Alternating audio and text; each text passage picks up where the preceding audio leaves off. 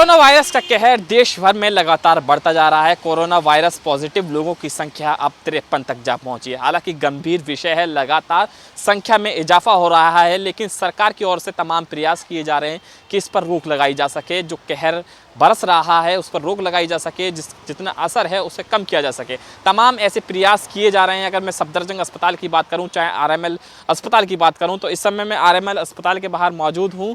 दिल्ली का आरएमएल अस्पताल, यहाँ पर भी तमाम ऐसी व्यवस्थाएं की गई हैं। एक बोर्ड लगाया गया है कि कोरोना वायरस का जांच सेंटर इस गेट के पीछे बनाया गया। तो कहीं ना कहीं जांच के लिए एक प्रक्रिया की गई है और लोगों को जानकारी दी जा रही है। विज्ञापन के जरिए भी लोगों को जानकारी दी जा रही है। अगर वो कॉल करते हैं, आप कॉल के जरिए भी कोरोना वायरस के प्रति लोगों को जागरूक किया जा रहा है। साथ ही साथ अगर दिल्ली सरकार की ओर से माने तो मोनादी की भी बात की जा रही है कि मोनादी करके भी लोगों को जानकारी दी जाएगी। लेकिन लगातार जो कहर है वो लगातार बढ़ता जा रहा है। अगर WHO की रिपोर्ट के अनुसार ही माने तो लगभग 1 लाख से अधिक लोग विश्व में इससे प्रभावित हो चुके हैं। साथ ही साथ अगर ईरान की बात करें तो ईरान से आने वाले लोगों की भी अलग से स्क्रीनिंग की जा रही है। तमाम ऐसे लोगों की स्क्रीनिंग की जा रही है जो विदेश से आ रहे हैं। एयरपोर्ट्स पर तमाम स्क्रीनिंग की व्यवस्था की गई है, थर्मल स्क्रीनिंग की जा रही है, उनका टेम्परेचर शरीर का नापा जा रहा है। तो कहीं ना कहीं तमाम जो लोग विदेश से आ रहे हैं उनकी अलग से स्क्रीनिंग की व्यवस्था है। और साथ ही साथ लगभग 14 दिन तक ऐसी स्क्रीनिंग की प्रक्रिया जारी रहती है, क्योंकि देखा जाता है कोरोना वायरस के जो लक्षण हैं वो लगातार 14 दिन तक एक्टिव रहते हैं। तो कहीं ना कहीं 14 दिन तक ऐसे वायरस एक्टिव रहते हैं, उन पर निगाहें लगातार 14 दिन तक बनाए रखती है सरकार। तो क्योंकि जो लोग विदेश से आते हैं उसमें शुरुआत में देखा जाता है कि लक्षण नहीं पाए जाते हैं, लेकिन 14 दिन के बाद या उनके भीतरी दिनों में लक्षण पाने शुरू हो जाते हैं। ऐसा कई मामले सामने आए जिसके चलते लगातार 14 दिन तक उन्हें निगरानी में भी रखा जा रहा है। लेकिन लोगों में लगातार डर का माहौल बना हुआ है, क्योंकि मामले लगातार बढ़ते जा रहे हैं। हालांकि लोग जागरूक भी हो रहे हैं। कुछ लोग ही हैं आरएमएल अस्पताल में आए हुए थे, उनसे लोगों से बात करते हैं। क्या मानते हैं, लगातार कोरोना वायरस पीड़ितों की संख्या बढ़ रही है, सरकार जागरूक कर पा रही है लोगों? हाँ जी, बढ़ रही है सरकार, और सरकार से पकड़ रही है जिसको भी चेकिंग चल रही है, बढ़िया अच्छे चेकअप कर रहे हैं। जो भी हो रहा है अच्छा हो रहा है, सरकार अच्छा कर रही है, जो भी कर रही है बढ़िया कर रही है। सरकार की ओर से कहा गया है कि मास्क पहनने की कोई आवश्यकता नहीं है। अगर आप भीड़ भाड़ वाले इलाके में जाएं तो मास्क पहनें, क्योंकि मास्क और सैनिटाइजर की भारी किल्लत देखने को मिल रही है। क्या मानते हैं, सही कदम है सरकार का, सही कहना है? मास्क पहनना अपनी सहूलियत के लिए है, और अगर हमें कुछ चीज़ के लिए बताया जा रहा है कि ये चीज़ गलत है, इसको ना करो, तो उसके लिए इल्म करो। और मास्क पहनना एक अच्छी बात है। अगर कोई बता रहा है हमें तो उसके लिए ये सही है, मास्क अपने सुरक्षा के क्या लिए। मानते हैं, सरकार जागरूक कर पा रही है सही से लोगों को? क्योंकि चाहे सरकार का दावा है कि मोनादी भी की जा रही है, इलाकों में जाकर लोगों को जानकारी भी दी जा रही है। क्या आपके इलाके में कोई जानकारी दी जा रही है?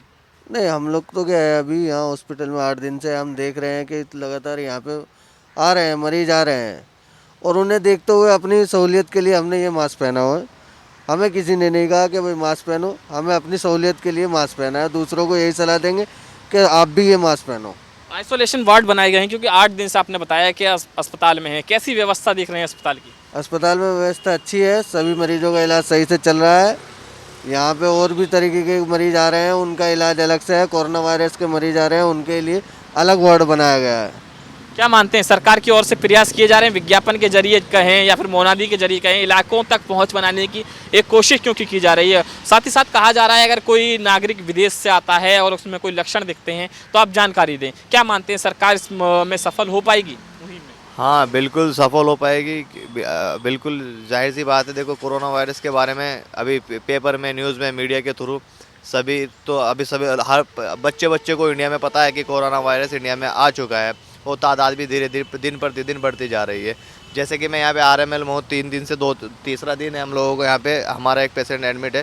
तो कोरोना वायरस के लिए यहाँ पे फैसिलिटी एक अलग बनाई गई है, और कोरोना वायरस के जो भी पेशेंट हैं उनका ट्रीटमेंट के लिए एक वाइट पट्टी लाइन जो है, जो निशा सिंबल की है कि कोरोना वायरस के जितने पेशेंट हैं वाइट लाइन का इस्तेमाल करके, वाइट के लाइन का इस्तेमाल करके आप उधर पहुँचे, और ट्रीटमेंट की यहाँ पे अच्छी व्यवस्था है आरएमएल हॉस्पिटल में।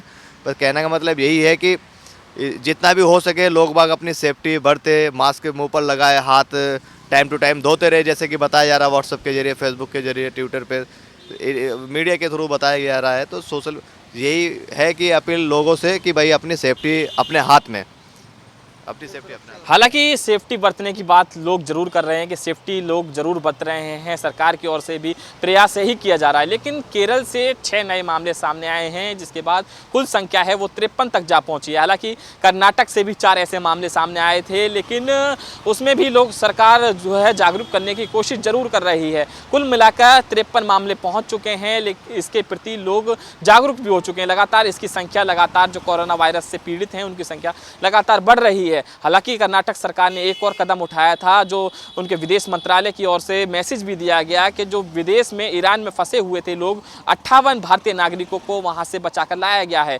क्योंकि वहां पर भी लगातार महामारी फैलती जा रही है। इसके चलते कोरोना वायरस का असर जो विश्व में फैल रहा है, इसके चलते यहाँ पर लाया गया है। उन्होंने ट्वीट के जरिए शुक्रिया भी विदेश मंत्रालय का किया, साथ ही साथ दूतावासों का भी शुक्रिया किया। लेकिन लगातार इसका जो कोरोना वायरस का कहर है वो विश्व के साथ ही देश में भी लगातार बढ़ता जा रहा है। कैमरा पर्सन राहुल पुजारी के साथ अनमोल कुमार, टोटल न्यूज़, दिल्ली।